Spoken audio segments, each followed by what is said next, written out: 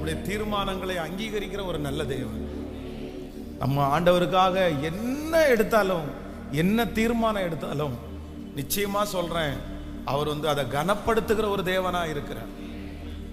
எதையாவது ஒன்றை நீங்க கர்த்தருக்காக ஒரு சின்ன விஷயத்தை சாக்ரிஃபைஸ் பண்ணுங்க, அதனுடைய பலனை ஆண்டவர் எப்போ தருவார் அப்படின்னா, நம்ம பொறுத்திருந்து நம்ம பார்ப்போம். அது ரொம்ப பெருசா நம்ம ஆச்சரியப்படுகிற விதத்தில் இருக்கும். மனிதர்களுக்காக பண்ணுகிற தியாகங்கள் சில நேரங்களில் நமக்கு பெரிய வெற்றியை தரவே தராது. மனுஷனுக்காக எப்பவுமே நீங்க செய்யும் போது எதிர்பார்த்து நீங்க செய்யவே செய்யாதீங்க. நாளைக்கு இவங்க நமக்கு செய்வாங்க, நாளைக்கு இவங்க நமக்கு பண்ணுவாங்க, நாளைக்கு இவங்க நமக்கு சப்போர்ட்டிவா இருப்பாங்க. கண்டிப்பா அவர்கள் இருக்கிறதுக்கு வாய்ப்பு ரொம்ப குறைவு, இருக்க மாட்டாங்க. அப்படியெல்லாம் இருக்கவும் முடியாது மனிதர்கள். ஆனால் வேதம் சொல்கிறது, அவருடைய நாமத்திற்காய் ஒரு சின்ன பக்தி வைராக்கியம் காமிச்சா கூட அதை கணக்கில் வச்சு நமக்கு பலன் கொடுக்கிறதற்கு கர்த்தர் வல்லவராய் இருக்கிறார். அதனால இந்த வருஷத்துல நீங்க இந்த முதல் வாரத்துல நிறைய தீர்மானம் எடுக்கணும். இந்த ஃபர்ஸ்ட் சண்டே, இந்த சண்டே தீர்மானம் எடுக்கணும். ஆண்டவரே, நான் கண்டிப்பாக வாரம் என்ன வேலை ஆனாலும் இருக்கலாம், அந்த நாளை உமக்கு நான் தருவேன் ஆண்டவரே, நான் ஆராதிப்பேன் ஆண்டவரே, இதுலெல்லாம் நான் உண்மையா இருப்பேன் ஆண்டவரே. இந்த ஃபர்ஸ்ட் வீக் அப்படின்றது ஒரு பெரிய பொருத்தனையின் வாரமாகவே நீங்க வச்சிருங்க, பொருத்தனையின் வாரமாகவே வச்சிருங்க. பாருங்க, ஒரு வாலிப தங்கச்சி என்னிடத்துல கேட்டாங்க, நான் ஒர்க் பண்ற இடத்துல எனக்கு ஒரு நபர் இருக்கிறாரு, நான் அவரோட ரொம்ப அட்டாச்ட் ஆயிட்டேன், பட் அவரை என்னால் விட்டுட்டு வெளியே வர முடியல.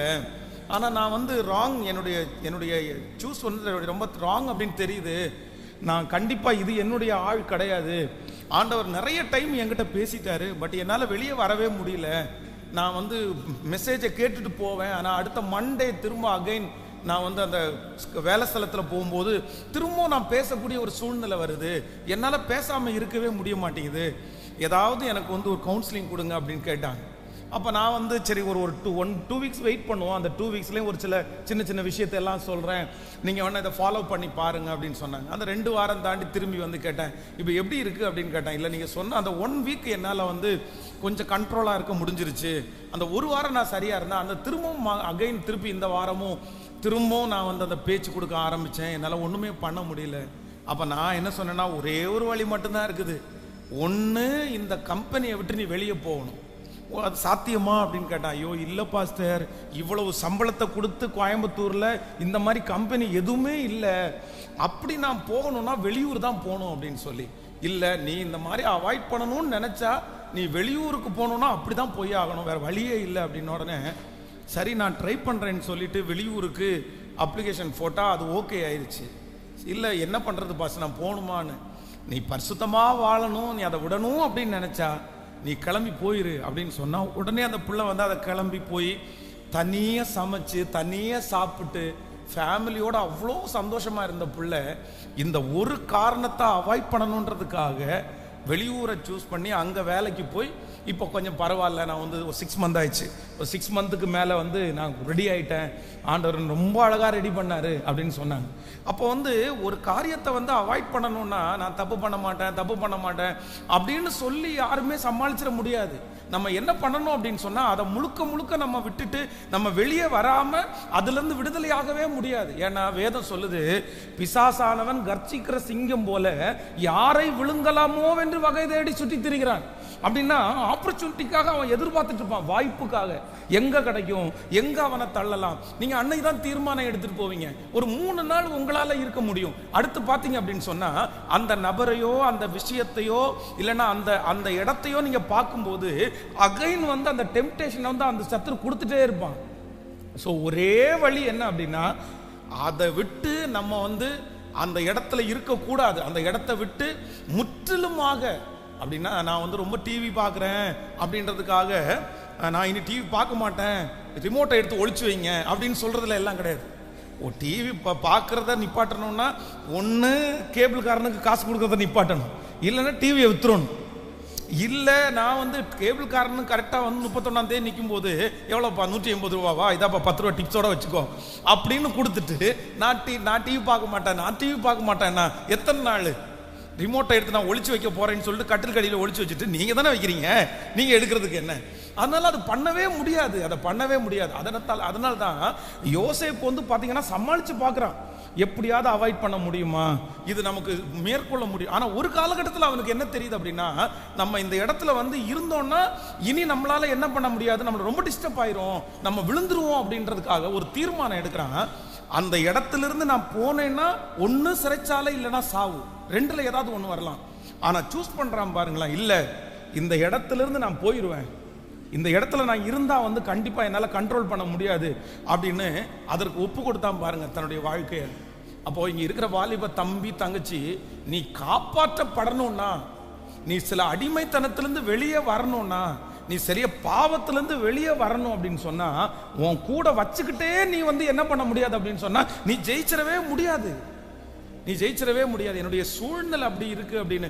சரி, ஆண்டவர் தான் உங்களுக்கு கிருபை பாராட்டும். ஒன்று அந்த ஃபோனை நீங்கள் தூக்கி போடணும், அதை யூஸ் பண்ணாமல் நீங்கள் விடணும். இல்லை அப்படின்னா அந்த இடத்துக்கு நீங்கள் போகிறத அவாய்ட் பண்ணணும். இல்லை பாஸ்டர், நான் 3 இயர்ஸாக படித்து முடிக்கணுமே, நான் டெய்லி சந்திக்கிறேன், அப்படி டெய்லி சந்திக்க வேண்டிய சூழ்நிலை உண்டாகிறது. ஆனால் ஆண்டவர் வந்து எப்படியாவது அந்த வாய்ப்பை கொடுக்காம, இல்லை ஒரு தீர்மானம் எடுத்து நான் இனி பேச மாட்டேன்னா அப்படியே பேச மாட்டேன், அப்படி ஒரு சில முடிவுகளை எடுத்தாதான் அதிலிருந்து நீங்கள் வெளியே வர முடியும். இல்லாட்டா அதான் பைபிள் சொல்லுது, பரிசுத்தத்திற்காக நீங்கள் ரத்தம் சிந்தப்படத்தக்கதாக இன்னும் பாட அனுபவிக்கவில்லையே. அப்படின்னா நம்முடைய பரிசுத்தவான்கள் எல்லாம் பரிசுத்தமா வாழ்றதுக்கு என்ன பண்ணிருக்காங்கன்னா ரத்தத்தையே சிந்தி இருக்கிறாங்களாம், பிளட்ட சிந்தி இருக்கிறாங்களாம். அவங்களுக்கு ஹோலியா வாழணும்ன்ற அந்த ஒரு காரணத்திற்காக அவங்க பிளட் சிந்தப்பட்டது. அதனால தான் ஆண்டவர் சொல்றாரு, நீங்க அந்த அளவுக்கு ஒன்றும் போகலையே, நீ இன்னைக்கு பரிசுத்தமா வாழ்றதுக்கு உன்னை துப்பாக்கி முனையில வச்சு அப்படி ஒன்றும் மிரட்ட போறதில்ல, உன் கையை காலை ஒன்றும் கிளிக்க போறதில்ல. ஆஃப்டர் ஆல் இந்த மாதிரி விஷயம் தானே, சின்ன விஷயம் தானே, இதை நீ தூக்கி போட்டுற வேண்டியது தானே, இதை விட வேண்டியது தானே. சிலதை இழக்காமல் கண்டிப்பாக பரிசுத்தமாய் வாழ முடியாது. பக்கத்தில் ஒரு 3 பேராவது கைப்பிடிச்சு சொல்லுங்க, சிலவற்றை இழக்காம, சிலரை இழக்காம, சில சூழ்நிலையை இழக்காம, சில பணத்தை இழக்காம, சில உறவுகளை இழக்காம, சில இடங்களிலே பரிசுத்தமாய் வாழ்வது என்கிறது அரிது. நல்லா சொல்லுங்க. ஆனா சிலருக்கு என்னன்னா கூடயே வச்சுக்கணும், ஆனா என்ன பண்ண முடியாது சொல்லுங்களேன். பிள்ளைங்கள் பசங்கள் நிறைய பேர் பேசிட்டே இருக்கணும், நான் ஜஸ்ட் அதான் பேசிட்டே இருப்பேன், ஆனா என்ன பண்ண மாட்டேன், நான் முதல்ல மாதிரி பேச மாட்டேன். ஆனா நான் உனக்கு ஹெல்ப் ஃப்ரெண்டா இருப்பேன், ஆனா முதல்ல மாதிரி இருக்க மாட்டேன். முதல்ல மாதிரி இருக்கு என்னது, முதல்ல மாதிரி இருக்க மாட்டேன். எத்தனை நாள் இந்த முதல்ல மாதிரி நான் இருக்க மாட்டேன் அப்படின்னு சொல்றது 2-3 நாள் 5-6 நாள் மட்டும்தான் நீடிக்கும், ரொம்ப நாள் நீடிக்காது. நீங்க வந்து முழுக்க முழுக்க அதிலிருந்து நீங்க வெளியே வரணும் அப்படின்னு சொன்னா சில காரியத்தை கண்டிப்பாக நீங்க சாக்ரிஃபைஸ் பண்ணாம அதிலிருந்து வெளியே வருவதற்கு கூடாத காரியம். யோசேப்பு அதே மாதிரி தான் அவனுடைய சகோதரர் மத்தியில் இருக்கும்போது சாக்ரிஃபைஸ் பண்றான். பரவாயில்லப்பா, எனக்கு சிக்கன் மட்டன் நீங்க தரலன்னா கூட பரவாயில்லப்பா, அந்த மாதிரி சாக்ரிஃபைஸ் பண்ணினா தான் ஆண்டவருடைய பிள்ளைகளே எனக்கு அந்த பலன் இருக்குது, நான் எனக்கு போல்ட்னஸ் இருக்குது, நான் எல்லாம் தூக்கி போட்டு போயிட்டே இருப்பேன் அப்படின்னு எல்லாம் சவால் விட்ட எத்தனையோ பேரை நாங்க பார்த்தாச்சு. அப்படியெல்லாம் சவால் விட்டு எல்லாம் தேவனுடைய ராஜ்யம் பல பேச்சிலே அல்ல, எதிலே இருக்கிறதாமாமா. அதனால இந்த சத்தத்தை கேட்கிற யாரோ ஒருத்தரத்துல ஆண்டவர் பேசுறாரு, பிரதர் இந்த வருஷம் நீங்க விட்டுறணும், பிரதர் இந்த வருஷம் ஆண்டவர் பரிசுத்தத்தை உங்களிடத்துல எதிர்பார்க்கிறாரு, இந்த வருஷம் ஆண்டவர் கொடுத்த வாக்கின்படியே நீங்க கட்டுவீங்க, அலங்கங்களை கட்டுவீங்க, ஆண்டவர் நிலைநாட்டுவீங்க, உனக்கு சுற்றுல நான் இளைப்பாறுதலை தருவேன். பெரிய பெரிய ப்ராசஸ் வந்து இந்த இயர் வந்து கர்த்தர் இந்த சத்தத்தை கேட்கிற நம்மை கொண்டு ஆண்டவர் செய்ய போறாரு. நீங்க எல்லாத்தையுமே துவங்க போறீங்க, ரொம்ப அழகா ஆண்டவர் அதை முடிக்கிறதுக்கு பலன் தர போறாரு. ஆனா ஆண்டவரிடத்துல ஒரு தீர்மானத்தை ஆண்டவருடைய பிள்ளைகள் கண்டிப்பாக எடுக்கணும். நீங்க வந்து அதுக்கு இழந்தா கூட பரவாயில்லன்னு இன்னைக்கு ஒரு முடிவு எடுங்க.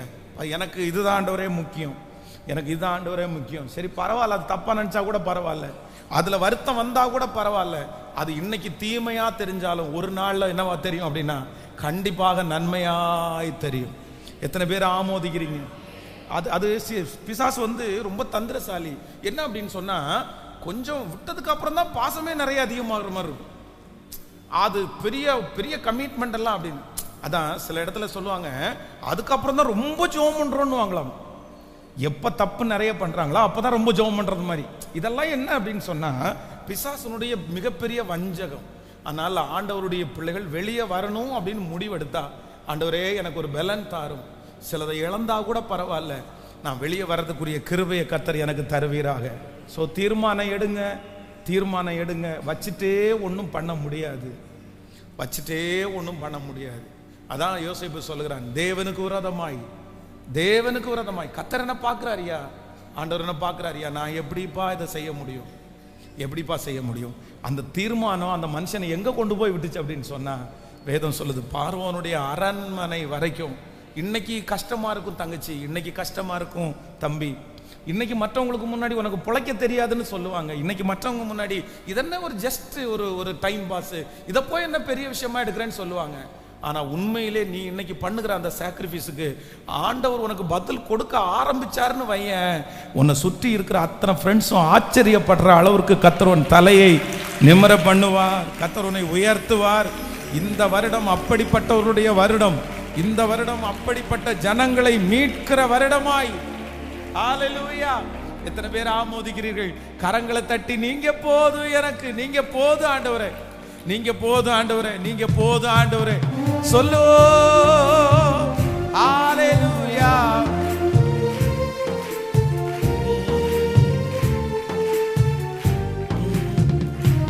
நீங்க போதும் எனக்கு, போதும் எனக்கு, நீங்க போதும், நீங்க போதும், நீங்க போதும் எனக்கு, நீங்க போதும் எனக்கு, நீங்க போதும், நீங்க போதும், நீங்க போதும் எனக்கு.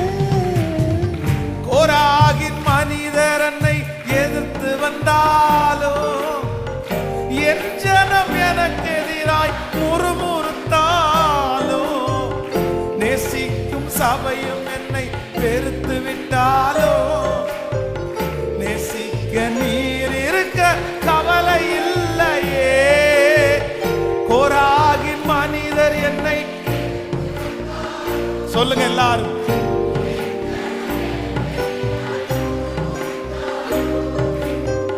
நேசிக்கும் சபையும் என்னை வெறுத்து விட்டாலும், நேசிக்க நீர் இருக்க கவலை இல்லையே. என் கோலை துளிர்க்க செய்யும் தெய்வம் நீரே, அழைத்தவர் தலைமுனிய விடுவதில்லையே. என் கோலை துளிரச் செய்யும் தேவன் நீரே, அழைத்தவர் தலைகுனிய. நீங்க போதும் எனக்கு, சொல்லுவோம், நீங்க போதும், நீங்க போதும், முழு பலத்தும் நீங்க போதும் எனக்கு, நீங்க போதும், நீங்க போதும், நீங்க போதும் எனக்கு. உம்மை விட்டா யாரும் இல்லை ஏசப்பா, உம்மை விட யாரும் இல்லை. எல்லாரும் சொல்லுங்க பார்க்கலாம், உம்மை விட்டா யாரும் இல்லை, உம்மை விட யாரும் இல்லை ஏசையா, உம்மை விட்டா யாரும் இல்லை ஏசையா, உம்மை விட யாரும் இல்லை ஏசையா, உம்மை விட்டா யாரும் இல்லை, உம்மை விட யாரும் இல்லை ஏசையா. ஆமென். நான் இழக்கிறதுக்கு ரெடி, நான் இழக்க ரெடி. என்னால் மூஞ்சி முறிச்சு பேச முடியலன்னு சிலர் சொல்லுவாங்க. அப்போ ஒரு மனுஷனிடத்துல மூஞ்சி முறிச்சு பேசுறதுக்கு முடியலன்றவங்க ஆண்டவரிடத்துல போய் எத்தனை டைம் நம்ம மூஞ்சி வச்சு சாரி கேட்கறது சொல்லுங்களேன். இல்ல அவருடைய முகத்தை பார்க்காத இருக்கிறதுனால நமக்கு ஈஸியா இருக்கும். ஆண்டவருக்காக மனுஷனே சில இடத்துல வேற வழியே இல்லை, வேற வழியே இல்லை. ஆண்டவருடைய பிள்ளைகளே, அந்த இடத்துல அவங்க நம்மளை தப்பா தான் நினைப்பாங்க. அந்த இடத்துல அவங்க நம்மளை காயம்தான் படுத்துவாங்க. ஆனா என்ன பண்ணணும் அப்படின்னா, ஆண்டவருக்காக அந்த இடத்துல நீங்க அப்படி நடந்துக்கிட்டு தான் சொல்லுங்க. பக்கத்துல கையை பிடிச்சு சொல்லுங்க, ஆண்டவருக்காக சொல்லுங்க, ஆண்டவருக்காக. சிமேயி தாவீதை தூசிக்கும் போது வந்து சிமை தாவீதை தூசிக்கிறார்ல, அப்ப ஏன் ஆண்டவர் ஏன் வந்து தாவீது அமைதியா இருந்தாருன்னு நினைக்கிறீங்க? ஏன் அமைதியா இருந்தாரு? அவருக்கு எல்லா பலனும் இருக்குது. அசிஸ்டண்டே கேட்கிறாருல்ல, என்ன நீங்க இப்படி பண்றீங்க, விட்டுருங்க அப்படி. ஏன் அமைதியா இருந்தாரா? ஒன்னே ஒண்ணு, அவன் தூசிக்கணும்னு யார் அனுமதிச்சிருக்கிறாருன்னா கர்த்தர் அனுமதிச்சிருக்காருப்பா, ஆண்டவர் அனுமதிச்சிருக்காரு. ஆண்டவருக்காகப்பா வாலிப தம்பி நீ விடணும். நீ அவங்க சினிமா தியேட்டருக்கு கூப்பிடும்போது நீ போக முடியாது. ஏன் அப்படின்னா ஆண்டவருக்காக. நீ அவங்க வந்து பைக்கில் ஒன்றை கூட்டு போய் சுத்துறேன்னு சொல்லும்போது நீ அந்த வண்டியில் ஏறக்கூடாது. காரணம் என்ன தெரியுமா? உன்னுடைய எதிர்காலத்துக்காகன்னு மட்டும் நான் சொல்லலை. யாருக்காக தெரியுமா? உன்னையும் என்னை நேசிக்கிற ஆண்டவருக்காக. ஆண்டவருக்காக, ஆண்டவருக்காக. நீ எல்லார மாதிரி இருந்துட முடியாது, நீ எல்லார மாதிரி பண்ணிட முடியாது. யாருக்காக அப்படின்னு சொன்னா என்னுடைய கர்த்தருக்காக, என்னுடைய ஆண்டவருக்காக. அதான் இந்த அக்கினி சூளைக்கு என்னை தப்பு வித்தாலும் எப்பா நான் நல்லா இருக்கிறதுக்காக மட்டும் பரிசுத்தமா வாழ்றேன்னு சொல்லாதீங்க. இல்லை இன்னைக்கு பரிசுத்தமா வாழ்றதுனால நாளைக்கு நான் நல்லா இருப்பேன் அதனால பரிசுத்தமா வாழ்றேன்னு சொல்ல வேண்டாம். அப்படி சொல்லாதீங்க. நான் பரிசுத்தமா வாழ்றத விட உன்னோட நல்ல மாப்பிள்ளை எனக்கு அமையும், உன்னோட நல்ல பொண்ணு எனக்கு அமையும், உன்னோட நல்ல வேலை எனக்கு அமையும் அப்படின்றதுக்காக பரிசுத்தமா வாழ வேண்டாம். எதுக்காக அப்படின்னு சொன்னா என் தேவன் பரிசுத்தம் உள்ளவர், என் தேவன் பரிசுத்தர். அதனால அவர் விரும்புகிறார் நான் பரிசுத்தமா இருக்க வேண்டும் என்று விரும்புகிறார். எனக்கு நல்ல வேலை அமைஞ்சாலும், எனக்கு நல்ல கணவன் அமைஞ்சாலும் அமையாவிட்டாலும், எனக்கு நல்ல மனைவி அமைஞ்சாலும் அமையாவிட்டாலும் நான் இந்த காரியத்தை செய்ய மாட்டேன். இதுல யார் மகிமைப்படுவா அப்படின்னா கர்த்தர் ரொம்ப மகிமைப்படுவார். பரலோகத்துல உங்களுக்கு பலன் மிகுதியா இருக்கும். எத்தனை பேர் அந்த பொருத்தனை எத்தனை பேர் எடுக்கிறீங்க? அந்த தீர்மானத்தை எத்தனை? என் தேவனுக்காக, என் தேவனுக்காக. யாராவது ஒருத்தர் கேட்டாங்கன்னா அதுலயும் ஒருத்தன் கிண்டல் பண்றவன் இருப்பான். என்ன உன் கடவுள் உனக்கு நேரடியா வந்து முன்னாடியே நின்றுருக்காரா? அவருக்காக இல்லை, அவருக்காக நீ இதை சாக்ரிஃபைஸ் பண்ண உடனே உனக்கு என்ன கிடைச்சிருச்சு? இப்போ உடனே அடுத்த நாளே மார்க்கில் வந்து உனக்கு அவ்வளோதான், நீ ஃபெயில் ஆகிட்டு இருந்தா 90 மார்க் கிடைச்சிருச்சா அப்படின்லாம் கேட்பாங்க. அந்த நக்கல் நயாண்டித்தனத்துக்கு எல்லாத்துக்கும் நீ பயப்பட வேண்டிய அவசியமே இல்லை. ஆண்டவருக்காக நீ ஒன்று விட்ட அப்படின்னா இம்மையிலும் மறுமையிலும் கர்த்தர் அதுக்கு பதிலை தராம கண்டிப்பாக போக மாட்டார். அவர் நீதி உள்ள நியாயாதிபதி, அவர் உண்மையுள்ள தேவன், அவர் வாக்குத்தத்தத்தில் உண்மையுள்ளவர், அவர் எவ்வளவேனும் பொய் உரையாத தேவன். நிச்சயம் உன்னை கனப்படுத்துவதற்கு கர்த்தர் வல்லவராய் இருக்கிறார். ஆமென். 2 நாளாகமும் 14வது அதிகாரத்தினுடைய 7வது வசனம் ஆண்டவர் இந்த ஆண்டு நமக்கு கொடுத்த ஒரு நல்ல வாக்குத்தத்த வசனம். அவன் யூதாவை நோக்கி, தேசம் நமக்கு முன்பாக அமர்ந்திருக்கையில் நாம் இந்த பட்டணங்களை கட்டி அவைகளுக்கு அலங்கங்கள், கோபுரங்கள், வாசல்கள் உண்டு பண்ணி தாழ்பாள்களை போட்டு பலப்படுத்துவோமாக. நம்முடைய தேவனாகிய கர்த்தரை தேடின போது சுற்றிலும் நமக்கு இளைப்பாறுதலை கட்டளையிட்டார். அப்படியே கட்டினார்கள், அவர்களுக்கு காரியம் வாய்த்தது. கர்த்தருடைய பிள்ளைகளே, கடந்த 1ஆம் தேதி அன்று ஆண்டவர் வந்து இந்த வாக்குத்தத்தத்தை ஆண்டவர் யாருக்கு பேசுகிறார் அப்படின்னா ஆசா அப்படின்ற ஒரு ராஜா. அந்த நாளிலே பல ராஜாக்கள் எழும்பினார்கள். அந்த ராஜாக்கள் எல்லாம் ஜனங்களுக்கு ஒத்து போய் ஜனங்களுடைய மனசுக்கு ஏற்றது போல ராஜாக்களாய் இருந்து ஆண்டவருக்கு பிரியமில்லாத ராஜாக்களாய் மாறி ஆண்டவர் நிறைய தண்டனைகளையும் நிறைய சுற்றுப்புறத்தால் இருக்கிற நிறைய ராஜாக்களால அவர்களுக்கு சமாதான குறைவும் அவர்களுக்கு வந்தது. அவர்கள் செய்த பாவத்தின் நிமித்தம், அவர்கள் செய்த விக்கிரக ஆராதனை நிமித்தம் ஆண்டவர் அந்நிய ராஜாக்களுடைய கையிலே அவர்களை ஒப்பு கொடுத்ததுனால அவருடைய வாழ்க்கையில இளைப்பாறுதலே இல்லாம இருந்துச்சு. சமாதானமா எந்த வேலையும் அவங்களால செய்ய முடியல, தன்னுடைய குடும்பத்தை அவங்களால பார்க்க முடியல. எந்த நேரத்தில் யுத்தம் வரும்னு தெரியாது, எந்த நேரத்தில் இவங்க தோற்று போவாங்கன்னு தெரியாது. இப்படியே அந்த ஜனங்கள் எல்லாம் தன்னுடைய இருதயத்தை ரொம்ப வருத்தத்தோட இருக்கும்போது ஆசா என்கிற ஒரு ராஜா எழும்பி அவன் முன்பாக நின்று தன்னுடைய தகப்பனாகிய தாவீது கர்த்தருடைய பார்வைக்கு எப்படியெல்லாம் பிரியமா இருந்தானோ அப்படியெல்லாம் ரொம்ப பிரியமாய் வாழ்ந்து தன்னுடைய சொந்த பெத்தெடுத்த தாயே ஒரு விக்கிரக கோயிலை கட்டி அங்க 2 பேரை வச்சு அந்த மாதிரி ஆண்டவருக்கு விரோதமாய் பெரிய பலிபீடங்களை எல்லாம் கட்டின போதிலும் அம்மான்னு கூட பார்க்காம அந்த பலிபீடங்களை எல்லாம் தகர்த்து போட்டு, இல்ல ஆண்டவர் தான் ரொம்ப முக்கியம், எல்லாருமே ஆண்டவரை தேடுங்க, ஜனங்கள் எல்லாம் ஆண்டவர் பக்கமா திரும்புங்க அப்படின்னு ஜனங்களை கர்த்தர் பக்கமாய் திருப்பி கர்த்தரை தேட வைத்த அந்த ராஜா ஆசா ராஜா அந்த ராஜாவுக்கு தான் ஆண்டவர் வாக்கு கொடுக்கிறாரு, நீங்க எல்லாம் கர்த்தரை தேடினதுனால உங்களுக்கு சுற்றிலும் நான் இளைப்பாறுதலை கட்டளையிடுவேன். இனி பயமுறுத்துவார் இல்லை. நீங்க நிறுத்தி இருக்கிற வேலைகளை எல்லாம் தொடர்ந்து நீங்க செய்ய ஆரம்பிச்சிருங்க. நீங்க கட்டடங்களை கட்ட ஆரம்பிச்சிருங்க. நீங்க பட்டணத்துல என்னென்ன கட்டணும்னு நினைக்கிறீங்களோ அதெல்லாம் கட்டி அவர்களுக்கு அலங்கங்களை உண்டு பண்ணுங்க. நீங்க நிறைய கோபுரங்களை நீங்க உண்டு பண்ணுங்க. உங்களுடைய எந்தெந்த இடங்களெல்லாம் தாப்பாள்கள் பலப்படுத்தப்படாமல் எதிரிகள் எல்லாம் எங்கெல்லாம் உள்ள வந்து உங்களை நாசம் பண்றாங்களோ அங்கெல்லாம் நீங்க தைரியமா நீங்க தாழ்பாள போடுங்க. ஏன் அப்படின்னா இந்த ஆண்டு இப்போ ஆண்டவர் உங்களுக்கு இளைப்பாறுதலை கொடுக்கிற ஆண்டு. யாரும் பிரச்சனைக்கு வரமாட்டாங்க, யாரும் சண்டைக்கு வரமாட்டாங்க, யாரும் உன்னோட வாக்குவாதத்துக்கு வரமாட்டாங்க. உனக்கு ஒரு திறந்த வாசலை வைத்திருக்கிறேன் என்று கர்த்தர் கொடுத்த அந்த வாக்கு தத்தத்தை இன்றைக்கு இந்த சத்தத்தை கேட்கிற நம்ம அத்தனை பேருக்கும் இந்த ஆண்டு கர்த்தர் வாக்கு தத்தமாய் கர்த்தர் தருகிறார். நாம் தேவனாகிய கர்த்தரை தேடின போது சுற்றிலும் நமக்கு இளைப்பாறுதலை கர்த்தர் சொன்ன வார்த்தையின்படியே இந்த ஆண்டு உங்களுக்கு ஒரு இளைப்பாறுதலின் ஆண்டாய் மாறும். ஒருவேளை ஆரம்பம் அற்பமா இருக்கலாம், ஆரம்பம் கலக்கமா இருக்கலாம், ஆரம்பம் உங்களுடைய இருதயம் ஒருவேளை தத்தளிப்போட இருக்கலாம். ஆனால் நான் நம்புகிறேன் இந்த 2025 வருடம் முடியும் போது இந்த சத்தத்தை கேட்கிற நிறைய பேரு நீங்கள் இளைப்பாறுதலை நீங்கள் பார்ப்பீர்கள்.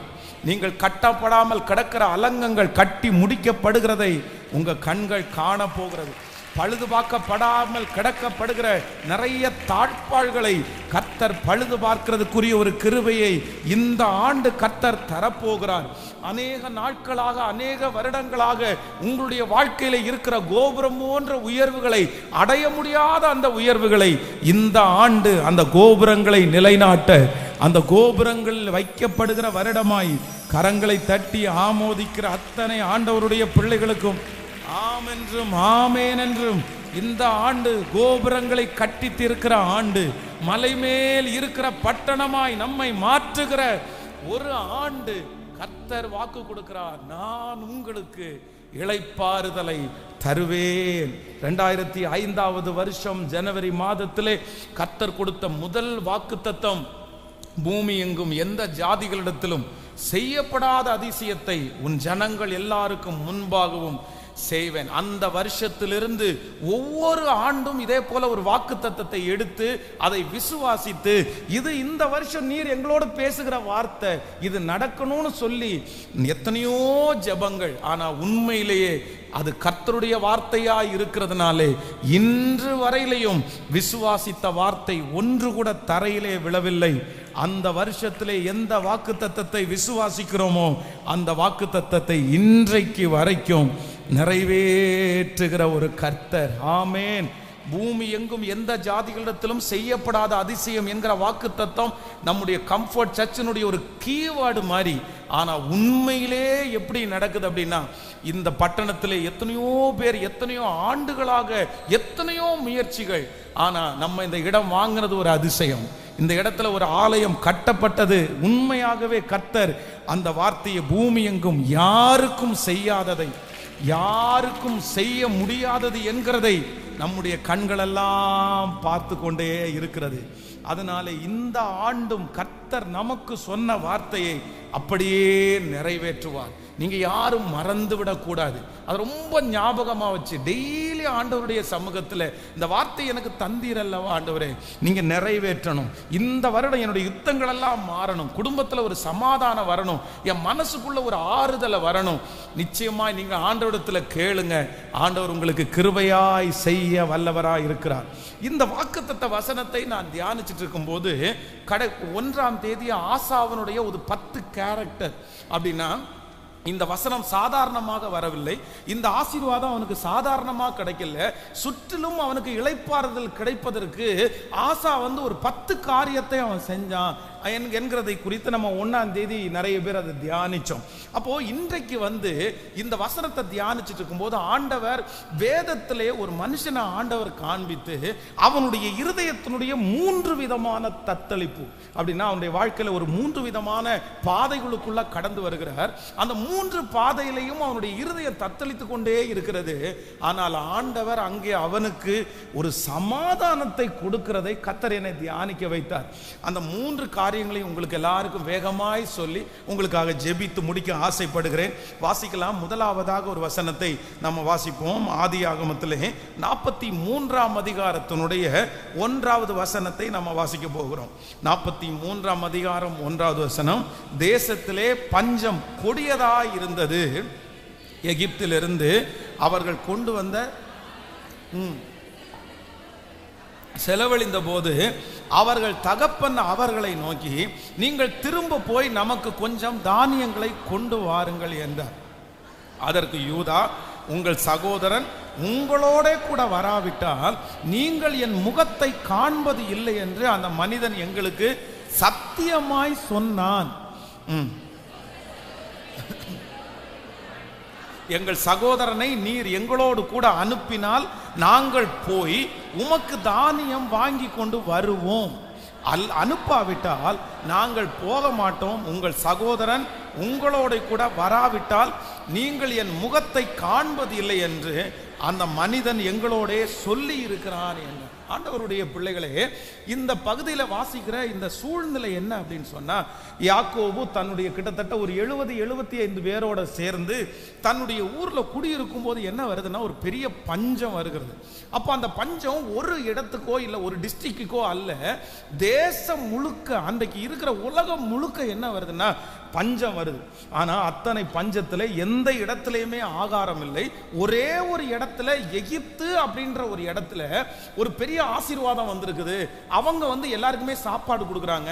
நம்ம ஆடு மாடுகளை கொடுக்கலாம், நம்முடைய சொத்துக்களை கொடுக்கலாம், நம்முடைய தங்கங்களை கொடுக்கலாம். எந்தெந்த பொருட்களை எல்லாம் நம்ம கொடுக்குறோமோ அதுக்கு தகுந்தது போல ஆகாரம் கொடுப்பாங்க அப்படின்னு சொல்லி கேள்விப்பட்டு இந்த யாக்கோபு தன்னுடைய பிள்ளைகளை அனுப்பி போய் பார்த்துட்டு வாங்கன்னு சொல்லும் போது அவங்க முதல் விசை வரும்போது அங்க எகிப்து தேசத்துக்குள்ள போறாங்க. இவங்க போகும்போது தானியம் வாங்குறதுக்காக தான் போறாங்க, சாப்பாடு வாங்குறதுக்காக தான் போறாங்க. ஆனா தன்னுடைய தம்பி அங்க இருக்கிறான், தன்னுடைய இணைத்தான் ஒருத்தன் இருக்கிறான். எதுவுமே தெரியாது, ஆண்டவருடைய வாக்குத்தத்தம் எதுவுமே தெரியாது. ஆனா இவர்கள் யோசேப்பை கண்டுபிடிக்காட்டாலும் யோசேப்பு முற்றத்துல வந்த உடனே யாரை கண்டுபிடிச்சிட்டான்னா இவங்களை கண்டுபிடிச்சிட்டான். என்னடா இவங்களை பார்த்த மூஞ்சியா இருக்குது, எங்கிருந்து வர்றாங்கன்னு பார்த்தா இந்த யோசேப்பு வந்து துப்பாசியை கொண்டு, அப்படின்னா அங்க இருக்கிற ஒரு அசிஸ்டண்ட்டை கொண்டு இவருடைய பாஷையை தெரியாதது மாதிரி அவன் பேசினதுனால அவனுடைய உடல், அவனுடைய தோற்றம், அவனுடைய அங்கீகாரம், அவன் இருக்கிற ஸ்தானம் வந்து இவர்களால யோசேப்புன்னு கெஸ் பண்ணவே முடியல.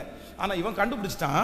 கண்டுபிடிச்ச உடனே என்ன பண்ணிட்டானா, நீங்க யாரு அப்படின்னு ஒரு மிரட்டினா பாருங்களேன். நீங்க உண்மையிலே இந்த தேசத்துக்கு வந்து நீங்க வேவு பார்க்க தான் வந்திருக்கிறீங்க, எந்த இடத்துல ஓப்பனா இருக்குது அந்த இடத்துல பார்த்து திருடிட்டு போலான்னு வந்திருக்கிறீங்க அப்படின்னு சொன்ன உடனே இவங்க என்ன பண்றாங்கன்னா அப்படியே கலங்கிடுறாங்க. இல்ல நீங்க அப்படியெல்லாம் நினைக்காதீங்க, நாங்க நிதஸ்தர், எங்களுக்கு அந்த மாதிரி பொய்யெல்லாம் பேச தெரியாது.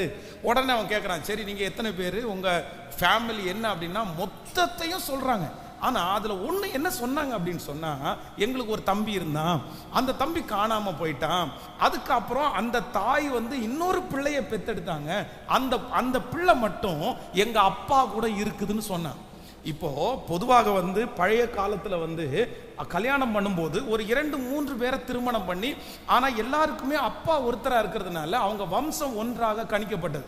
ஆனா அந்த அப்பாங்க வந்து பாத்தீங்கன்னா சில பிள்ளைகள் மேல, சில மனைவி மேல ரொம்ப பாசம் வச்சிருந்ததுல இந்த யோசேப்பும் அவனுடைய தாயும் ரொம்ப முக்கியமானவங்க.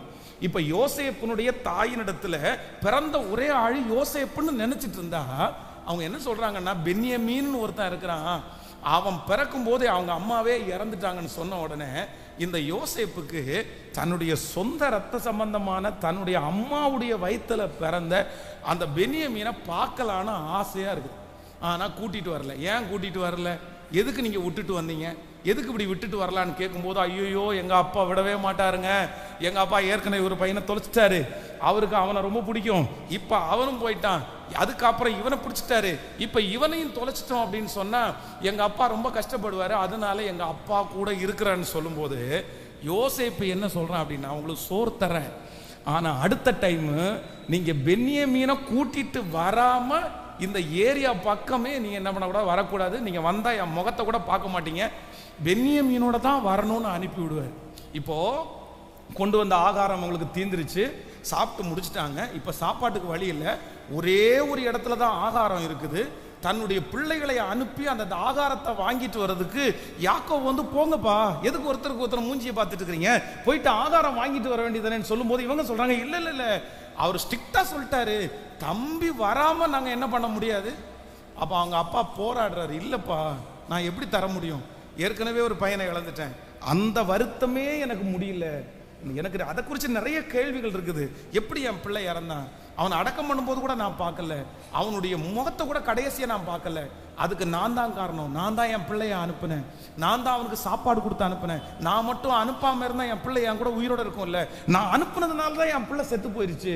நிறைய வார்த்தைகளை சொன்னாலும் இப்போ என்னன்னா, ரொம்ப துக்கத்தோட வேற வழி இல்லாமல் இந்த ஒரு காரியத்திற்காக குடும்பத்தில் இருக்கிற எல்லாரையும் எங்க அப்பா சாகடிச்சிட்டாருன்னு இவங்க சொல்லிடக்கூடாதுன்னு விருப்பமே இல்லாவிட்டாலும் தன்னுடைய பென்யமீன் என்கிற மகனை இவங்க கூட பத்திரமா கூட்டிட்டு வாங்கப்பா, பத்திரமா கூட்டிட்டு வாங்க, நீங்க என் பிள்ளைய பத்திரமா கூட்டிட்டு வந்து என்னை பார்க்குற வரைக்கும் நான் கண்டிப்பா தூங்க மாட்டேன், நான் சமாதானமா இருக்க மாட்டேன் அப்படின்னு அந்த பிள்ளைய அனுப்பி விடும்போது வேதம் சொல்லுகிறது, அவனுடைய இருதயம் என்ன பண்ணுது அப்படின்னு சொன்னா, அப்படியே கலங்கி போய் தத்தளிச்சுட்டே இருக்கிறது.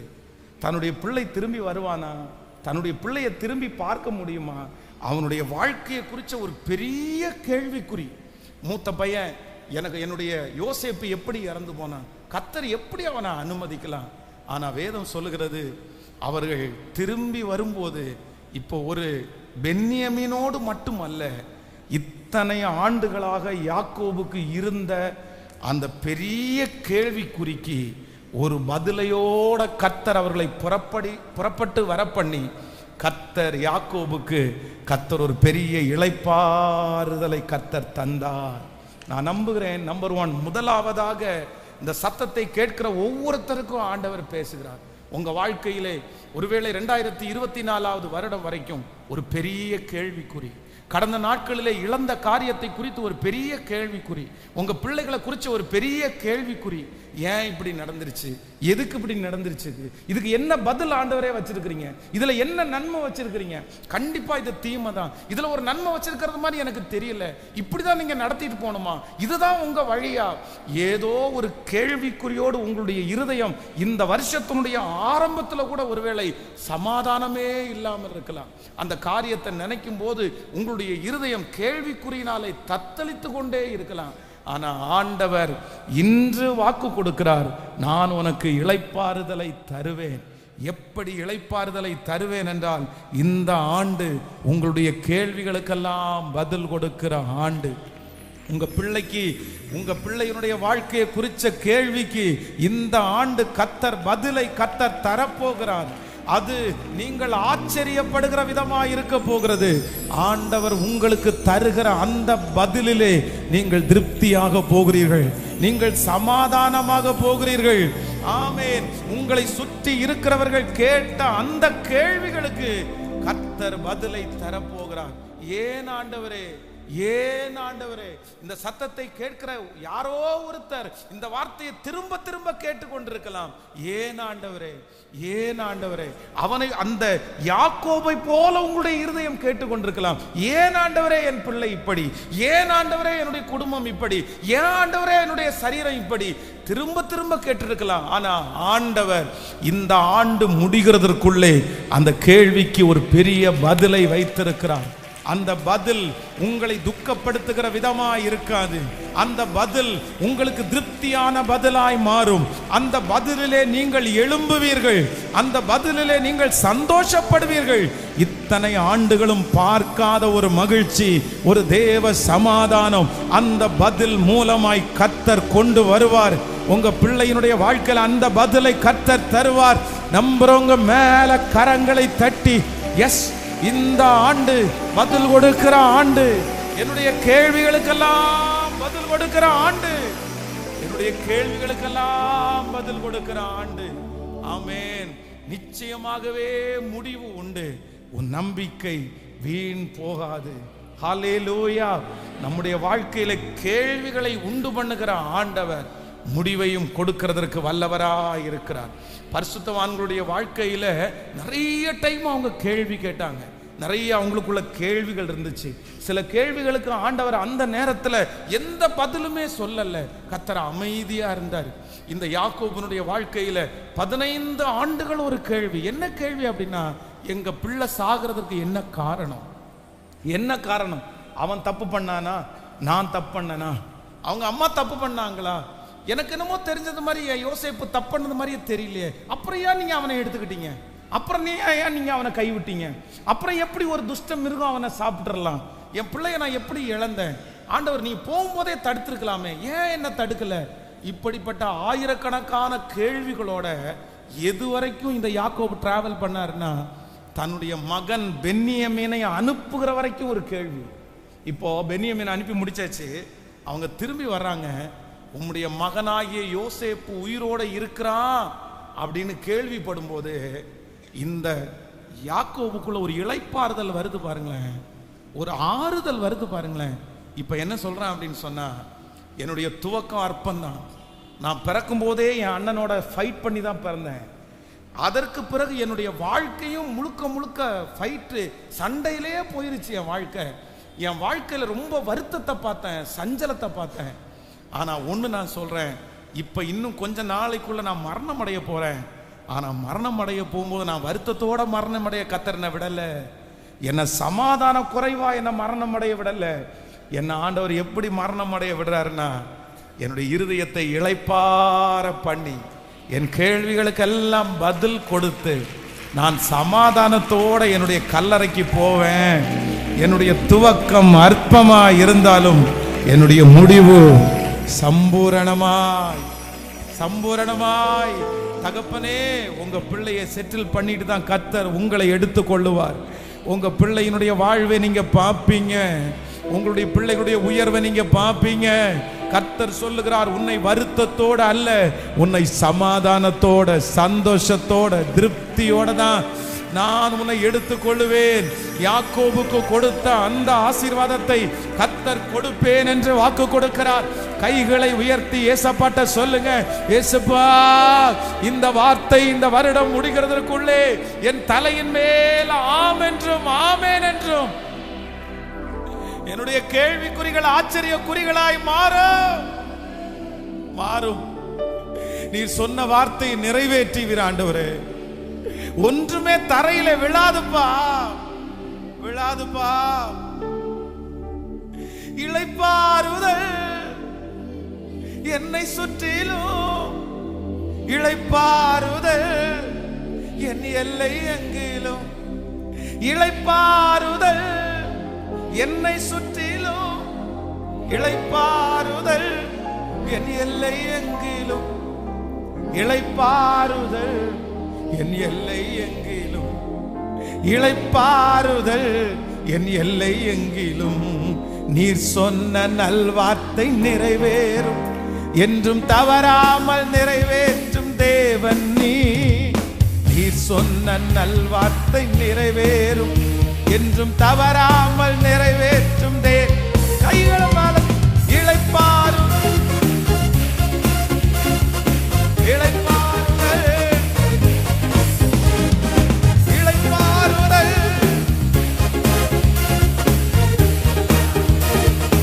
எல்லை எங்கிலும், இளைப்பாறுதல் எல்லை எங்கிலும், இளைப்பாறுதல்.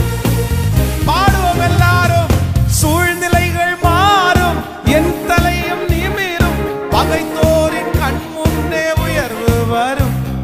சிறைச்சாலை திறக்கும், சீர்வாழ்வு பிறக்கும், செய்வது வாக்கியம். சொல்லுங்க சூழ்நிலைகள்.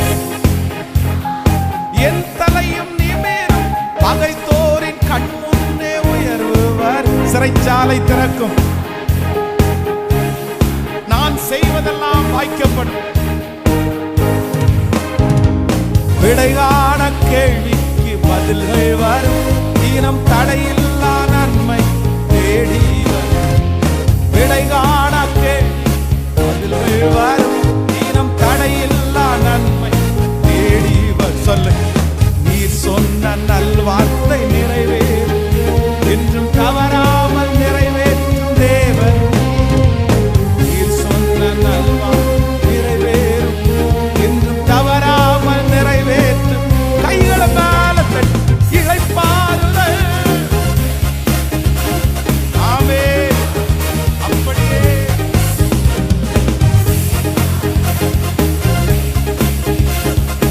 இளைப்பாறுதல் என் எல்லை எங்கிலும். இளைப்பாறுதல் என் எல்லை எங்கிலும். இளைப்பாறுதல் எல்லை எங்கிலும். ஹalleluya, ஹalleluya. சோ ஆண்டவர் யாக்கோபுக்கு கொடுக்கிற முதல் ஃபர்ஸ்ட் இளைப்பாறுதல் என்ன அப்படின்னு சொன்னா, அவனுடைய கேள்விகளுக்கெல்லாம் கர்த்தர் பதிலை கொடுத்து ஆண்டவர் மனசுக்குள்ள ஒரு பெரிய இளைப்பாறுதலை கர்த்தர் தருகிறார். அதைத்தான் நமக்கும் ஆண்டவர் சொல்லுகிறார். இந்த ஆண்டு கேள்விகளுக்கு பதில் கொடுத்து கர்த்தர் எனக்கு ஒரு இளைப்பாறுதலை கர்த்தர் தரப்போகிறார். விசுவாசிங்க. நிச்சயமாய் என் பிள்ளை ஏன் இப்படி, என் மகன் ஏன் இப்படி, என் மகை ஏன் இப்படி, நீங்க ஒண்ணுமே அதை குறித்து எந்த கேள்விகளும் கேட்க வேண்டாம். ஆண்டவர் அதுக்கு ஒரு பெரிய பதிலை வைத்திருக்கிறார். உலகம் ஒரு பதிலை வைத்திருக்கும், நீங்கள் ஒரு பதிலை வைத்திருப்பீர்கள், உங்களை சுற்றி இருக்கிறவங்க ஒரு பதிலை வைத்திருப்பார்கள். ஆனா நான் நம்புறேன் ஆண்டவர் ஒரு பதிலை வச்சிருக்கிறாரு, கர்த்தர் ஒரு பதிலை வச்சிருக்கிறாரு. யாக்கோபுக்கு என் பிள்ளை ஏன் இறந்துச்சு அப்படின்ற கேள்வி யார்ட்டையாவது கேட்டா, நீ என்ன பெரிய நீதிமான், இவங்க மாமனாரை ஏமாத்தின இல்ல, உங்க சகோதரனை ஏமாத்தின இல்ல, அவங்க இந்த மாதிரி பதில் தான் வச்சிருப்பாங்க. அவங்க அவனை காயப்படுத்துற பதில் தான் வச்சிருப்பாங்க, குற்றப்படுத்துற பதில் தான் வச்சிருப்பாங்க. ஆனா ஆண்டவர் ஒரு பதிலை வச்சிருந்தாரு. ஆண்டவர் ஒரு பதிலை வச்சிருந்தாரு. ஒன்றும் இல்லைப்பா, உன் பிள்ளைக்கு இந்த சூழ்நிலையை அனுமதித்ததுக்கு காரணம் உன்னை பஞ்சத்திலேருந்து காப்பாற்றுறதுக்காகவும், இந்த உலகத்தையே பஞ்சத்திலேருந்து காப்பாற்றுறதுக்காகவும் எகிப்திற்கு அதிபதியாக ஒருத்தனை ஏற்படுத்தணும்னு நினைச்சேன், அதனால தான் இந்த சூழ்நிலையை அனுமதிச்சேன்னு கர்த்தர் கொடுத்திருக்கிற பதில் அவ்வளவு ஆறுதலாக இருந்துச்சு. அவ்வளோ நான் இந்த பலிபீடத்திலிருந்து உங்களை ஆசீர்வதிக்கிறேன். இந்த ஆண்டவர் உங்களுக்கு தரப்போகிற அந்த பதில் உங்களுக்கு ரொம்ப கம்ஃபர்ட்டாக இருக்கும், உங்களுக்கு ரொம்ப ஆறுதலாக இருக்கும். ஆண்டவர் உங்களுக்கு கொடுக்குற பதிலில் நீங்கள் கையை தூக்கி ஏசப்பா நன்றின்னு சொல்ல போகிறீங்க. ஆண்டவர் உங்களுக்கு கொடுக்குற அந்த பதிலை வச்சு நீங்கள் சொல்ல போகிறீங்க, ஆண்டவர் இங்கே ரொம்ப நல்லவர் ஆண்டவரேன்னு சொல்ல போகிறீங்க. கர்த்தர் உங்களுக்கு கொடுக்க போகிற அந்த பதிலை வச்சு, ஐ லவ் யூப்பா, நீங்கள் என்னை இவ்வளவு நேசிப்பீங்களாப்பா, நீங்கள் என்னை இவ்வளவு நேசிச்சிங்கன்னு எனக்கு தெரியவே இல்லைப்பா அப்படின்னு நீங்கள் ஏசப்பாவை பார்த்து ஆண்டவரே உமக்கு நன்றின்னு சொல்லுவீங்க. ஏன்னா கர்த்தர் உங்களுக்கு கொடுக்குற பதில் அவ்வளவு பர்ஃபெக்டாக, அவ்வளவு நல்லா, அவ்வளவு ஆசீர்வாதமா, அவ்வளவு ஒரு நல்ல பதிலை கர்த்தர் வைத்திருக்கிறார். என்னுடைய சூழ்நிலைக்கு, என்னுடைய தேவைக்கு, என்னுடைய பிரச்சனைக்கு கர்த்தர் அவ்வளவு நல்ல பதிலை வைத்திருக்கிறார். ஸோ நம்பர் 2, இரண்டாவதாக ஒரு வசனத்தை நம்ம வாசிக்கலாம், எடுத்துக்கொள்ளலாம். ஆதியாகமம் 28ஆம் அதிகாரத்தை எடுத்துக்கொள்ளலாம். ஆதியாகமம் 28ஆம் அதிகாரம் 10வது 11வது வசனத்தை வாசிக்க போறோம். ஆதியாகமம் 28ஆம் அதிகாரம் 10வது வசனம் 11வது வசனம். யாக்கோபு பெயர்சபாவை விட்டு புறப்பட்டு ஆரானுக்கு போக பிரயாணம் பண்ணி ஒரு இடத்திலே வந்து சூரியன் அஸ்தமித்தபடியினால் அங்கே ராத்தங்கி அவ்விடத்து கற்களில் ஒன்றை எடுத்து தான் தலையின் கீழாக வைத்து அங்கே நித்திரை செய்யும்படி படுத்து கொண்டான். அங்கே அவன் ஒரு சொப்பனம் கண்டான். இதோ ஒரு ஏணி பூமியிலே வைக்கப்பட்டிருந்தது, அதனுடைய நுனி வானத்தை எட்டி இருந்தது, அதிலே தேவ தூதர்களும் ஏறுகிறவர்களும் இறங்குறவர்களுமாய் இருந்தார். அதற்கு மேலாக கர்த்தர் நின்று, நான் உன் தகப்பனாகிய ஆபிரகாமின் தேவனும் ஈசாக்கின் தேவனும் ஆகிய கர்த்தர், நீ படுத்திருக்கிற பூமியை உனக்கும் உன் சன்னதிக்கும் தருவேன். உன் சன்னதி பூமியின் தூளை போல் இருக்கும். நீ மேற்கையும் கிழக்கையும் வடக்கையும் தெற்கையும் பரம்புவாய். உனக்குள்ளும் உன் சந்ததிக்குள்ளும் பூமியின் வம்சங்கள் எல்லாம் ஆசீர்வதிக்கப்படும். ஆமென். ஆண்டவருடைய பிள்ளைகளே, இந்த இடத்திலே யாக்கோபு சந்திக்கிற இரண்டாவது தத்தளிப்பை குறித்து நம்ம இந்த இடத்துல வாசிக்கிறோம். என்ன ஆகுது அப்படின்னு சொன்னா, தன்னுடைய சகோதரனை ஏமாற்றி தன்னுடைய தாயினுடைய தூண்டுதலின் மூலமாக இப்போ என்ன பண்ணுறான்னா, தன்னுடைய சகோதரனை ஏமாற்றிட்டான். அவனுக்கு ரொம்ப கோபம் வருது. ஏன்னா அவன் வேட்டையிலே வல்லவன். ஏற்கனவே பிறக்கும் போதே வந்து மூத்தவன் யாரு இளையவன் யாரு அப்படின்னு அடையாளமே கண்டுபிடிக்காத மாதிரி ரொம்ப ஒரு பெரிய பிரச்சனைக்குரியவனாய் மாறினான். அதே போல் அவனுடைய பிறப்பு நல்லா இல்லாத மாதிரி தோற்றமும் பார்த்தீங்க அப்படின்னு சொன்னால் ஏசாவுக்கு ரோமம் மிகுந்தவன். அப்படின்னா அவங்க அப்பா தடவி பார்த்து அவனுடைய உடம்புல வந்து அவன் போட்டிருக்கிறத ஆட்டு தோலை போட்டினா, இந்த ஆட்டு தோலை தடவி பார்த்து தன்னுடைய பிள்ளை ஏசா அப்படின்னு கண்டுபிடிச்சான். நம்ம அப்போ எந்த அளவிற்கு வந்து அவனுடைய உடம்பு வந்து முடி இருந்திருக்கும் பாருங்களேன். அவ்வளவு ரோமம் மிகுந்தவன் அவன். தன்னை வந்து ரொம்ப இன்ஃபீரியரா ஃபீல் பண்ணவன்.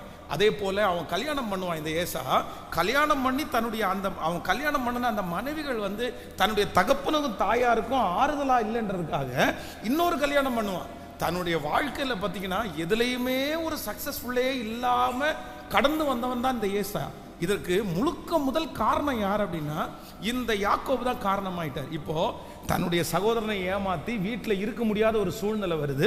அவங்க அம்மா என்ன சொல்றாங்க அப்படின்னு சொன்னா, 2 பேரையும் ஒரே நாளில் நான் இழக்க வேண்டாம், நீ தயவு செய்து கிளம்பி போயிரு, எங்கேயாவது போய் நீ பொழைச்சிக்கோ அப்படின்னு சொல்லி தன்னுடைய பிள்ளையை அனுப்பி விடுகிறார். வருகிற வழியில அவனுக்கு வந்து இருட்டாயிருச்சு. இப்போ அதுக்கு மேலே அவனால் டிராவல் பண்ண முடியாது. ஒரு இடத்துல அவன் இரவுல ஒரு கல்லை தூக்கி தலை மேலே வச்சு படுத்திருக்கிறான். அவனுக்கு ஒரு சொப்பனை வருது. பொதுவாக சொப்பனை நமக்கு எப்போ வரும் அப்படின்னு சொன்னா, எப்போ நம்ம வந்து நித்திரையிலே வந்து டிஸ்டர்ப் ஆகுறோமோ, நம்ம வந்து சொப்பனங்கள் வரும்போது பார்த்தீங்கன்னா நம்ம நல்லா தூங்கி இருக்க மாட்டோம். அப்போ இவன் வந்து நல்லா தூங்கலை போல தெரியுது. இவனுக்கு ஒரு சொப்பனம் பார்க்குறான். கீழே ஒரு பெரிய ஏணி, அதனுடைய ஒரு நுனி கீழே இருக்கு, இன்னொரு நுனி வானத்தில் இருக்குது. அங்கேருந்து ஒருத்தர் பேசுறாரு. என்ன பேசுறாரு அப்படின்னு சொன்னா, உன் சன்னதி பூமியின் தூளை போல் இருக்கும், நீ மேற்கையும் கிழக்கையும் வடக்கையும் தெற்கையும் பரம்புவாய், உனக்குள்ளும் உன் சன்னதிக்குள்ளும் உன் வம்சங்கள் எல்லாம் ஆசீர்வதிக்கப்படும். இந்த யாக்கோபு தன்னுடைய இருதயத்தில் எந்த தத்தளிப்போட இருக்கிறார் அப்படின்னு சொன்னா, என்னுடைய எதிர்காலத்தை நினைச்சா கேள்விக்குறியா இருக்குது. எனக்கு என்ன ஃபியூச்சர், என்ன ஃபியூச்சர், எனக்கு என்ன எதிர்காலம், நான் என்ன செய்ய போறேன், நான் என்ன சம்பாதிக்க போறேன், என்னுடைய பிள்ளையினுடைய எதிர்காலம் என்ன, என் குடும்பத்தினுடைய எதிர்காலம் என்ன. ஒருவேளை இந்த வருஷத்தினுடைய ஆரம்பத்திலே இந்த சத்தத்தை கேட்கிற ஆண்டவருடைய பிள்ளைகளே, உங்களுடைய இருதயத்திலே இந்த சமாதான குறைவுக்கு காரணம், இந்த தத்தளிப்புக்கு காரணம் வேற ஒண்ணுமே இல்லாம இருக்கலாம். ஃபியூச்சரை நினைக்கும் போது உங்களுக்குள்ள ஒரு கலக்கம் வரலாம். என் பிள்ளையினுடைய எதிர்காலத்தை நினைக்கும் போது எனக்கு கலக்கம் வருது பாஸ்டர், நான் கலங்குறேன், எப்படி ஆளாக்குவேன், எப்படி கல்யாணம் பண்ணுவேன், இன்னொரு காரியத்தை எப்படி செய்து கொடுப்பேன், நான் எப்படி அவளை கொண்டு போவேன். இதே ஒரு சூழ்நிலையில தான் இருந்தவர் யார் அப்படின்னா யாக்கோபு. ராத்திரி தனியாக தன்னுடைய அம்மாவோட இதுவரைக்கும் ரொம்ப நெருக்கமாக இருந்த மனுஷன். வேதம் சொல்லுகிறது அவர் குணசாலியும் கூடாரவாசியும்.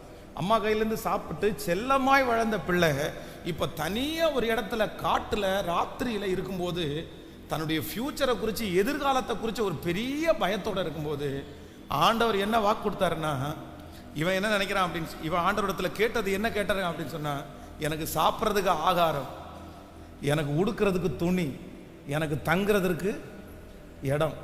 இந்த யாக்கோபும் ஆண்டவரிடத்துல வேற எதையுமே கேட்க மாட்டான். நீங்க அடுத்து தொடர்ந்து அந்த வசனத்தை வாசிப்பீர்களே, ஆனால் அவன் ஆண்டவரிடத்துல என்ன கேட்பான் அப்படின்னு சொன்னா, ஆண்டவரே எனக்கு சாப்பிட்றதுக்கு ஆகாரத்தையும், எனக்கு உடுக்கிறதுக்கு துணியையும், எனக்கு தங்குறதற்கு ஒரு இடத்தையும் நீங்க தந்துட்டீங்கன்னா அதுவே என் வாழ்க்கையில ரொம்ப பெரிய விஷயம். அது கூட எனக்கு என்ன பண்ணாது. இப்ப எனக்கு யார் தருவா, யார் என்ன சும்மா தங்க வைப்பா, யார் எனக்கு சோறு கொடுப்பா, யார் எனக்கு துணிமணி வாங்கி கொடுப்பா. இந்த மாதிரி ஒரு கற்பனையில படுத்திருக்கும் போது ஆண்டவர் என்ன வார்த்தை சொல்றாரு தெரியுமா? எனக்கு ரொம்ப ஆச்சரியமா இருக்குது. உன் சன்னதியை, உன் சன்னதி பூமியின் தூளை போல் இருக்கும். அடுத்த வார்த்தை சொல்றாரு, நீ மேற்கையும் கிழக்கையும் வடக்கையும் தெற்கையும் பரம்புவாய், உனக்குள்ளும் உன் சன்னதிக்குள்ளும் பூமியின் வம்சமெல்லாம். இந்த சத்தத்தை கேட்டுக்கொண்டிருக்கிற ஆண்டவருடைய பிள்ளையே, இதே சூழ்நிலையில இருக்கலாம். எனக்குள்ள ஒரு பெரிய கேள்வி இருக்குப்பா, எனக்கு ஒன்றும் தர வேண்டாம், இன்னொருத்தருக்கு முன்னாடி என் பிள்ளை கையேந்தாம இருந்தா போதும், அவளுக்கு ஒரு திருமணம்னு ஒண்ணு நான் பார்த்தா போதும், ஒரு குழந்தைன்னு ஒண்ணு கிடைச்சா போதும், வேற ஒன்னும் நான் ஆசைப்படலை. நான் ஒன்னும் ஆசைப்படலை. ரொம்ப சிம்பிளா, மற்றவங்கள மாதிரிலாம் நான் எதையுமே கேட்கல. இதே யாக்கோபை போல உங்களுடைய ஜெபங்கள் இப்ப இருக்கிற சூழ்நிலையை பார்த்தா அது கூட உங்களுக்கு நடக்காதது மாதிரி ஒருவேளை தோணலாம்.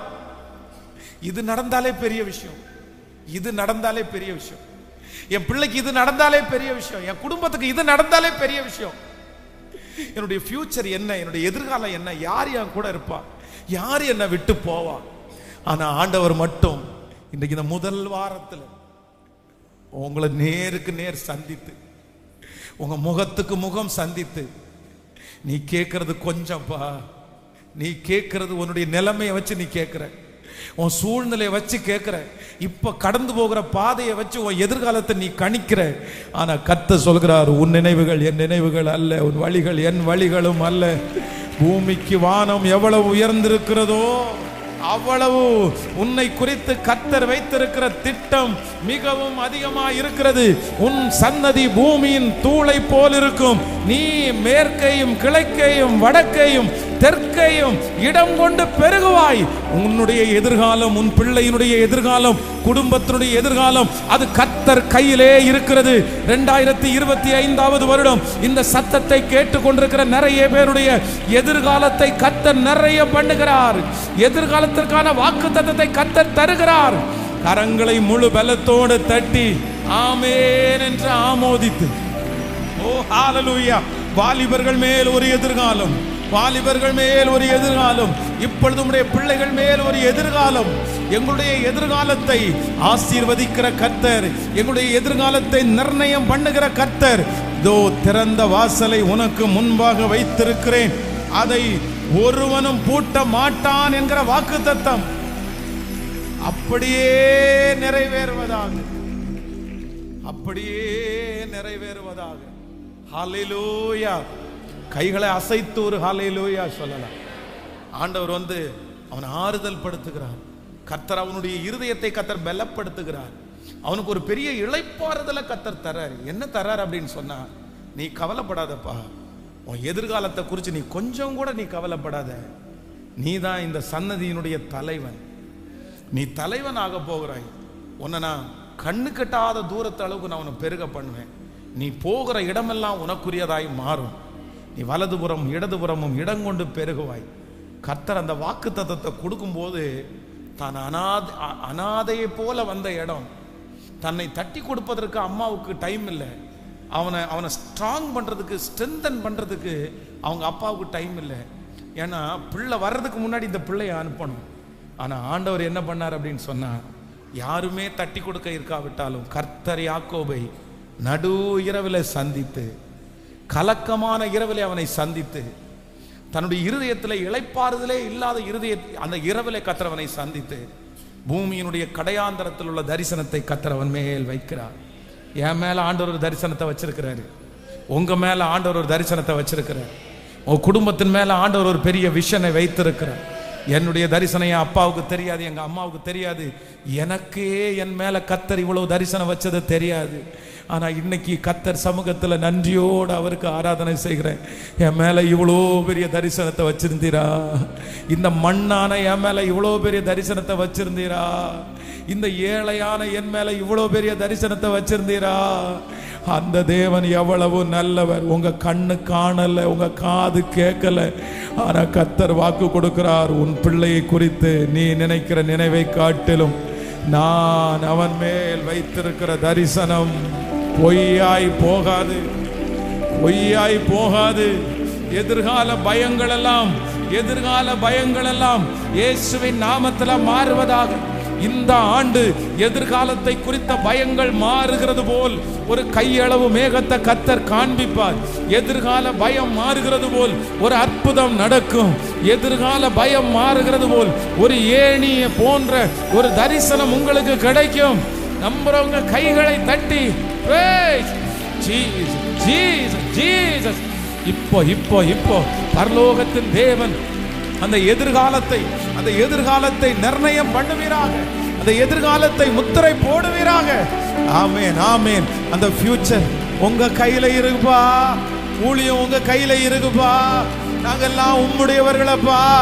ஒரு நாளும் குலைந்து போகாதபடி அதை கட்டுகிற தேவனே, நீ நல்லவர், நல்லவர், நல்லவர், நல்லவர். நீர் சொன்ன நல்வார்த்தை நிறைவேறும், என்றும் தவறாமல் நிறைவேற்றும் தேவன் நீ. நீர் சொன்ன நல்வார்த்தை நிறைவேறும், சொல்லு, என்றும் தவறாமல் நிறைவேற்றும் தேவன் நீ. இளைப்பாறுதல், ஓ என் எல்லை எங்கிலும் இளைப்பாறுதல், இளைப்பாறுதல் என் எல்லை எங்கிலும், இளைப்பாறுதல் என் எல்லை எங்கிலும், இளைப்பாறுதல் என் எல்லை எங்கிலும். நீர் சொன்ன நல்வார்த்தை நிறைவேறும், என்றும் தவறாமல் நிறைவேற்றும் தேவன் நீ. நீர் சொன்ன நல்வார்த்தை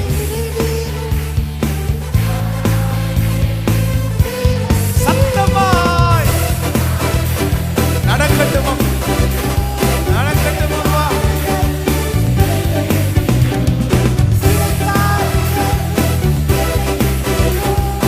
இளைப்பாறுதல் என் எல்லை எங்கிலும், இளைப்பாறுதல் என் எல்லை எங்கிலும், இளைப்பாறுதல் என் எல்லை எங்கிலும். செங்கடல்கள் தீரக்கும், கன்மலையும் பிளக்கும், எரிகோக்கள் எனக்காக தகர்க்கப்படும். கட்டுகளும் உடையும், கர்ப்பங்களும் உயிர்க்கும், கண்ணீர்கள் களிப்பாக மாற்றப்படும். பாடுவோம். கன்மலையும் பிளக்கும், எரிகோக்கள் எனக்காக தகர்க்கப்படும். கட்டுகளும் உடையும், கர்ப்பங்களும் உயிர்க்கும், கண்ணீர்கள் களிப்பாக மாற்றப்படும். தகுதியே இல்லை என்று சொல்வோர் முன் இன்னும் தரமான உயர்வு எனக்கு அளித்து. தகுதியே இல்லை என்று சொல்வோர் முன் இன்னும் தரமான உயர்வு. இப்ப சொல்லுவோம். நீர் சொன்ன நல்வார்த்தை நிறைவேறும், என்றும் தவறாமல் நிறைவேற்றும் தேவன் நீ. நீர் சொன்ன நல்வார்த்தை நிறைவேறும், என்றும் தவறாமல் நிறைவேற்றும். கைகளை மேல தட்டி இளைப்பாறுதல்,